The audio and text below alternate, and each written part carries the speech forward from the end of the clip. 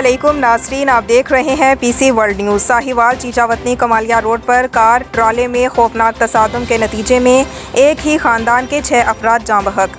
हमारे नुमाइंदे अली हसन कसूरी की रिपोर्ट के मुताबिक चीचावतनी चक नंबर 66 EB की रिहायशी फैमिली मामू कांचन किसी अजीज़ के नमाज़े जनाजा के लिए जा रहे थे कि उनकी कार चीचावतनी कमालिया रोड पर नई आबादी के करीब फैसलाबाद से आने वाले ट्रॉले से टकरा गई, जिसके नतीजे में कार में सवार तमाम अफराद मौके पर जाँ बहक हो गए।